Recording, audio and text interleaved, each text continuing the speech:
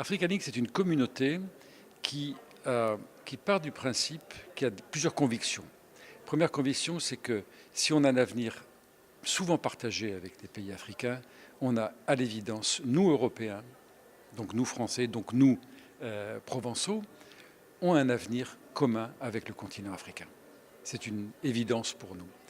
Que cet avenir et l'émergence du continent et le maintien de notre prospérité passe par des partenariats. Et des partenariats entre PME, entre entrepreneurs.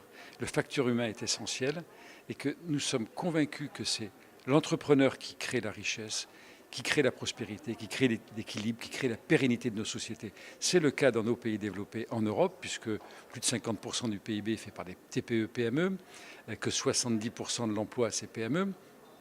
Et bien c'est la même chose en Afrique, où l'entrepreneur qui n'est pas reconnu encore suffisamment est ce que je vais appeler le chaînon manquant de l'émergence, et qu'il faut impérativement le graver dans le marbre de nos politiques, de nos choix, de nos participations, de nos engagements.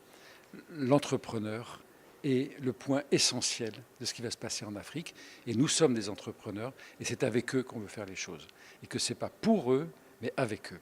Ben, il se trouve qu'on a lancé ces convictions, on a évoqué ces convictions il y a déjà plus de 6 mois, c'était en mai dernier quand même, et qu'on les a travaillées, et que ce qu'a dit le président, on a la chance d'être en résonance avec ce qu'il dit, qui est encore plus large que ce qu'on dit, mais notre préoccupation va arriver à quoi? Si on réussit, eh bien on limite cette terrible immigration dramatique qui passe par la Libye et les bateaux de Méditerranée. Et puis, on va limiter aussi tout ce qui est ferment du fondamentalisme.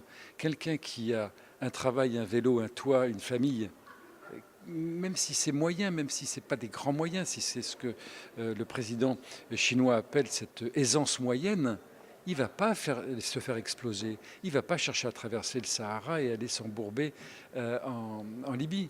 Donc, on participe à une œuvre commune, et tant mieux. Et je suis très heureux que le président de la République ait un discours qui résonne chez nous, et on a envie d'y adhérer. Notre ambition nécessite des moyens financiers. On ne peut pas faire autrement. On va mettre ce qu'on peut, nous, nos cotisations, les moyens, le temps qu'on va y mettre, nous, qui est très important. Mais si on veut avoir ce grand rêve qui aboutisse, il faudra qu'on ait plus de moyens. J'aimerais ne pas être un président. Je suis d'abord membre du conseil d'administration et je représente le conseil d'administration. Je dirais que ce qui m'intéressera le plus, ce seront les valeurs. Je crois qu'on ne peut pas réussir sans valeurs, sans le facteur humain et sans avoir comme épine dorsale des valeurs. Je crois que notre époque est une époque où le sens devient essentiel. On ne peut plus se contenter de chiffres et de profits. Bien sûr qu'il faut du profit, c'est un impératif, mais le profit sans valeur, sans conscience et sans sens, ça ne marchera pas.